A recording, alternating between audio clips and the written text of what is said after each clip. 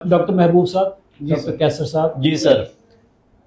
Sugar के मरीजों को कोई ऐसा विटामिन जो समझते हैं कि which is extremely important for diabetics, वो कौन सा विटामिन है और वो कैसे खाना है, कैसे लेना है? डॉक्टर कैसर से स्टार्ट करते हैं। सर जो सबसे इम्पोर्टेंट विटामिन है ना, और जिसकी पाकिस्तान क्या पूरी दुनिया में जिसकी समझे कि सबसे ज्यादा कमी पाई जाती है ना, Okay. वो है विटामिन डी। Vitamin D. एक तो विटामिन डी प्रॉपर लोग लेते नहीं है, कि लेने का तरीका नहीं पता। नहीं, ये तो सूरज से है ना, तो सूरज में बैठ जाएगा। एक तो सूरज से इतना एक्सपोजर नहीं होता, और हमारे जैसे मुल्कों में जहाँ सूरज इतनी, अब जैसे आजकल 50 पे चल रहा है, तो वहाँ तो मतलब ज्यादा ही विटामिन डी मतलब लेके आ जाएगा। सनबर्न होने के चांसेस अच्छा, ज्यादा बढ़ ओके, जाते हैं।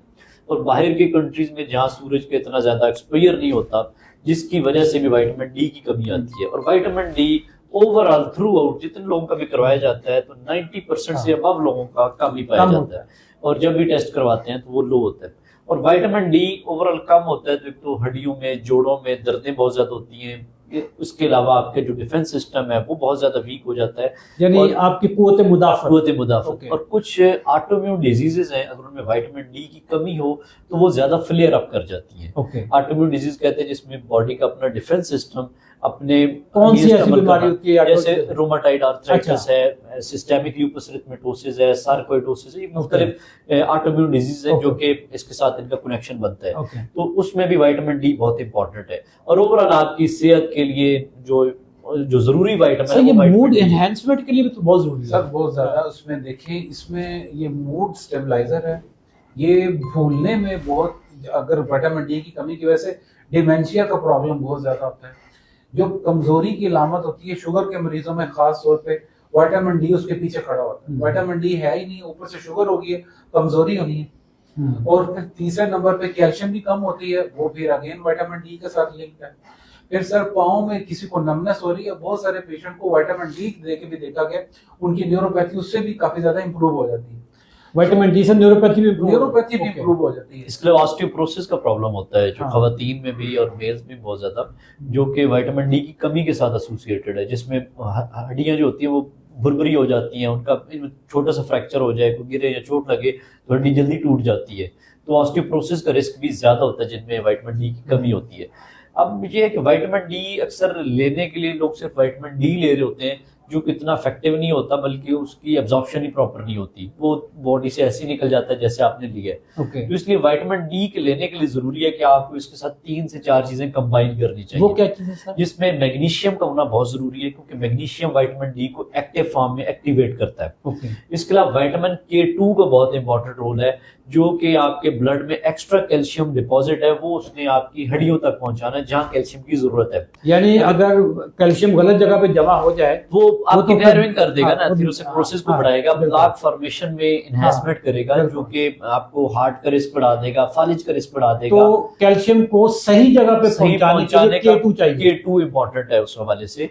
और इसके अलावा कैल्शियम वैसे जरूरी होता है, क्योंकि कैल्शियम और विटामिन डी की एब्जॉर्प्शन एक साथ होती है। तो इसलिए ये 3 से 4 चीजें, जो इसलिए कोफैक्टर्स भी हम कहते हैं, यानी विटामिन डी के साथ K2 भी लेना जरूरी है। K2, मैग्नीशियम एंड कैल्शियम, ये तीनों कैल्शियम तो आपको हर चीज खुराक में जगह जगह मिल जाएगा। सम टाइम कैल्शियम आपकी डाइट में उस तरह नहीं जा रहा होता, जो कैल्शियम की रिक्वायरमेंट है वो आपकी बॉडी, पेशेंट टू पेशेंट वैसे तो ये चीजें वेरी करती हैं, लेकिन आपको साथ में कैल्शियम लेने की भी जरूरत है।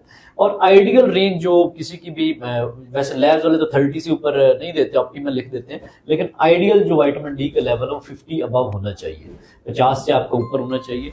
और इस हवाले से आपको विटामिन डी और ये सारी कॉम्बिनेशन में लेने चाहिए। नेचुरल सोर्सेज की बात करें, एक तो सन है, जो कि एक्सपोजर से आपको विटामिन डी मिल रहा होता है। इसके अलावा जो आपका बीफ में जो इसमें कलेजी है, उसमें अच्छा खासा विटामिन डी पाया जाता है। इसके अलावा फिश में है, एग यॉक में है, ये सारे विटामिन डी के नेचुरल सोर्सेज हैं। K2 डॉक्टर साहब, ये ग्रीन वेजिटेबल जो होते हैं जैसे पालक है, ब्रोकली है, इन सब में K2 पाया जाता है। पालक है, लेकिन इतनी ये सारी जो हमारे प्लांट्स हैं, उनकी इतने स्प्रे किए जाते हैं और इस तरीके से उनको उगाया जाता है, समटाइम उनमें विटामिन K2 तो बड़ा मुश्किल ही पाया जाता है। के बराबर होता है सर, और उतना इफेक्टिव नहीं होता जो कि विटामिन कैल्शियम को आपको हड्डियों तक लेके जाए। एक सर मिथ होता है साथ। अच्छा, अक्सर लोग कहते हैं जी, हमें हमारे डॉक्टर ने कहा है जी कि आपने ये दूध के गिलास के साथ पीना है, विटामिन डी को, तो ये इसके लिए कोई दूध रिक्वायर्ड नहीं है। बेसिकली ये फैट सोल्यूबल विटामिन है, आप मील के बाद ले लें, मीट के अंदर फैट नाज़रीन खाने के साथ आप इसको ले लें, नाश्ता किया, लंच किया, साथ आप विटामिन डी लें, दूध के साथ जरूरत नहीं है। और इसकी doses patient to patient vary कर सकती है। जो यंग बंदा है उसकी और डोज होगी, जो थोड़ा सा बड़ा ही उम्र का है उसका और हो सकता है। और इसमें टेस्ट करवाने के लिए विटामिन डी का सिंपल ब्लड का टेस्ट होता है, जिससे आपको पता चल सकता है कि आपको विटामिन डी की कमी है। नाज़रीन विटामिन डी बहुत इंपॉर्टेंट है। अगर आप डिप्रेस रहते हैं, ऐसे जरा अताउल्ला ईसा खिलवी की गज़लें सुनने को दिल करता है, प्रवीण शाकर की गज़लें सुनने को दिल करता है, ऐसे लगता है कि जैसे दुनिया ख़त्म हो रही है, वो काम तो आप करें ही, लेकिन आप अपना विटामिन डी लेवल लाजमी चेक करवा लीजिएगा। ख़ासतौर पर सर्दियों में जो डिप्रेशन होती है, सीजनल इफेक्टिव डिसऑर्डर भी जिसको कहते हैं, वो आप उससे पहले आप अपना विटामिन डी का टेस्ट करवा लीजिएगा, विटामिन डी फुल करवा लें। साथ में K2 आप लें, जो विटामिन होता है, और मैग्नीशियम लें, ठीक है। ये तीनों का कॉम्बिनेशन बनता है, तो फिर जाकर विटामिन डी की कमी पूरी होती है और एक्टिवेट होता है, पूरा फ़ायदा होता है। अगर ये वीडियो आप YouTube पे देख रहे हैं तो चैनल को लाजमी सब्सक्राइब कर दीजिएगा।